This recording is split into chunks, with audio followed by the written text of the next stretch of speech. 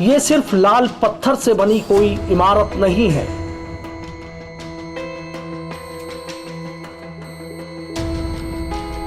बल्कि इस इमारत में इबारत भी छिपी है और इतिहास भी।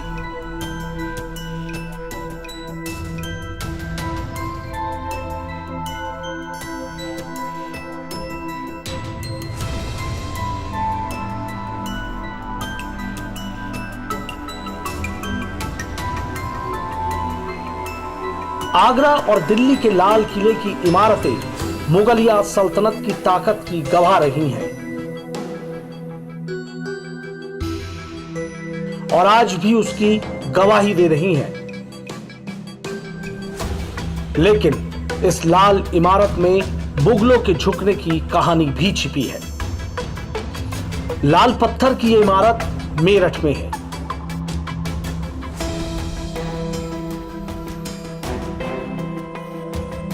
जिसे इस्लामिक धर्मगुरु शाहपीर रहमतुल्लाह साहब का मकबरा कहा जाता है। लाल पत्थर की इस इमारत को मुगल बादशाह जहांगीर की बेगम नूरजहां ने बनवाया था।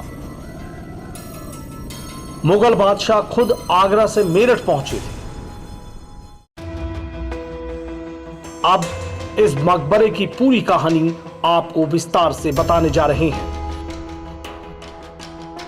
और कहानी भी ऐसी है कि जो ने आज तक किसी ने देखी है और न सुनी है।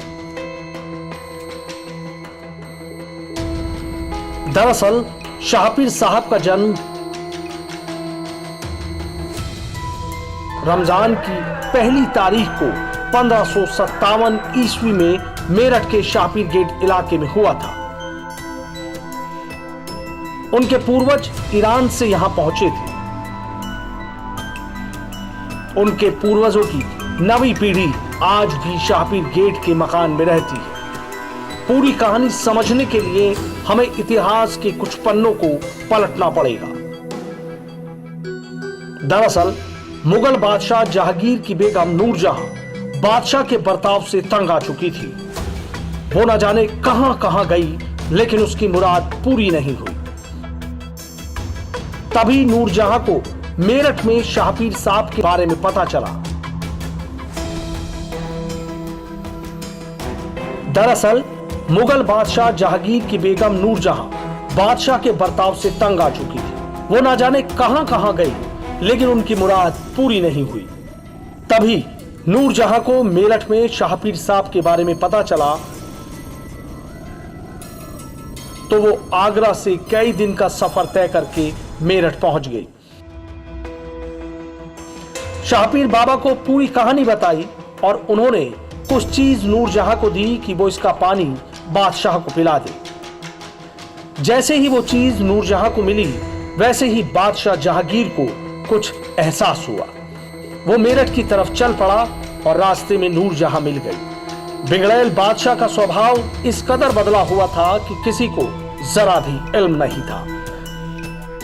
नूरजहां ने जब बादशाह को पूरी कहानी बताई तो बादशाह भी खुद को शाहपीर साहब से मिलने से नहीं रोक पाया और मेरठ आकर अपने गुनाहों की माफी मांगी और मन्नत पूरी होने पर यहां शाहपीर साहब का मकबरा बनवाने का काम शुरू करा दिया। शाहपीर साहब की नवी पीढ़ी से सुनिए ये पूरी कहानी। कि लोगों को इस चीज़ का मालूम ही नहीं है और ना इस पर तवज्जो देते हैं कि ये किसके लिए बनाई गई ये दरबार जो है ये।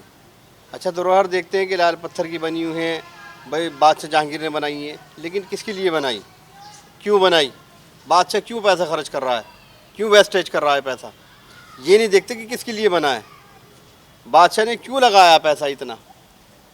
आज की डेट में उस टाइम के 2000 रुपये आज करोड़ों रुपए बैठते हैं। 400 साल पहले की जो है करोड़ों रुपए बादशाह क्यों लगा रहा है। कुछ ना कुछ तो देखा होगा अल्लाह के वली ने। जहांगीर बादशाह अपनी बीवी नूरजहां की तरफ तवज्जो नहीं देता था। नूरजहां बेगम हज़रत शाहपीर साहब रहमतुल्लाह अलैह के पास आई। आपकी तवारीख़ी नाम जो है, तारीख़ के अंदर जो नाम है वो आपका नाम शेख पीर मैठी रहमतुल्लाह अलैह के नाम से। आप किताबों में नाम जो देखेंगे तो शेख पीर मैठी रहमतुल्लाह अलैह। आपका जो नाम है वो है सैयद अज़ीज़ुद्दीन और आपके अलकाब हैं जो पुकारा गया है वो शाहपीर रहमतुल्लाह अलैह के नाम से। ये पूरा इलाका शाहपीर ने, तो शाहपीर गेट के नाम से मशहूर है। ये शाहपीर दरवाज़ा, शाहपीर गेट कहते हैं इसे। हज़रत शाहपीर साहब रहमतुल्लाह अलैह के नाम से ही मंसूब है। तो नूरजहाँ बेगम बहुत परेशान थी जहांगीर बादशाह से, वो तवज्जो नहीं दे देता नूरजहाँ के ऊपर जो है। तो नूरजहाँ बेगम को जब पता चला कि मेरठ के अंदर बहुत बड़े एक बुज़ुर्ग हैं हज़रत शेख पीर मेठी रहमतुल्लाह अलैह के नाम से, तो वो यहाँ पे न आई और आपकी बारगाह में अर्ज़ करने लगी कि अल्लाह की वली मेरा शौहर मेरा फर्माबरदार नहीं है।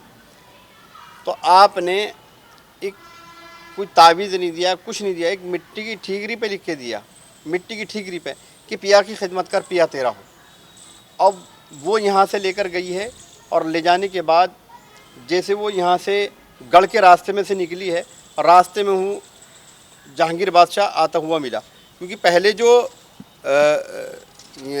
पार्लियामेंट थी, सारी संसद जो थी वो आगरा से ही चलती थी सारी की सारी। तो वो वहाँ से चला तो नूरजहाँ बेगम को रास्ते में मिला। नूरजहाँ बेगम से बोला तुम इधर की साइड से किधर से आ रही हो? उसने बताया कि मैं मेरठ गई थी और मेरठ में और मैं तुम्हारे लिए ही गई थी कि तुम्हारी तवज्जो मेरी तरफ नहीं है। और मैं एक बुज़ुर्ग हैं मेरठ में हज़रत शेख पीर मेठी रहमतुल्लाह अलैह के नाम से, मैं उनके पास गई तो मुझे ऐसा महसूस हुआ, जहांगीर बादशाह बोला मुझे ऐसा महसूस हुआ जैसा मेरा किसी ने कान पकड़ के मेरठ की तरफ खींचा हो। तो फिर दोनों मियाँ बीवी आपकी खिदमत में आए और जहांगीर बादशाह आपका शिष्य बना, यानी कि मुरीद हुआ। और मुरीद होने के बाद जो है फिर उसने ये आपका जो दरगाह शरीफ है ये आपकी तामीर करनी शुरू करी, आपके हयात में ही, आपकी ज़िंदगी में, बज़ाहिर ज़िंदगी में ये तामीर करानी शुरू करी। लाल पत्थर से बनी इस इमारत में लोग इबादत करने भी आते हैं क्योंकि यहाँ हर मुराद पूरी हो जाती है। इसी मकबरे में लोग कागज पर लिखकर भी अपनी मन्नतें यहाँ रख जाते हैं और जल्द पूरी होने पर यहाँ दोबारा भी आते हैं। लोगों को इस कदर विश्वास है कि यहाँ उनकी हर मुराद पूरी होगी। कुछ लोग यहाँ दीपक के सामने खड़े होकर भी इबादत करते हैं। इस मकबरे की एक और कहानी है कि यहाँ छत नहीं है।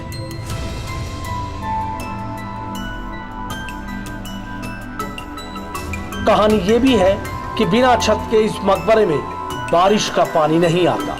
कहानी यह भी है कि इसका निर्माण जिन कर रहे थे और सुबह किसी बुढ़िया के जल्द चक्की चलाने की आवाज सुनकर वो इस काम को अधूरा छोड़कर चले गए और नहीं आए। लेकिन मकबरे के भीतर बारिश का पानी आता है, इसलिए बारिश का पानी न आने की कहानी झूठी है। और यदि इसे जिन बनवा रहे थे और वो बुढ़िया के चक्की चलाने की आवाज सुनकर चले गए थे तो फिर दूसरे दिन इसकी छत भी बना सकते थे।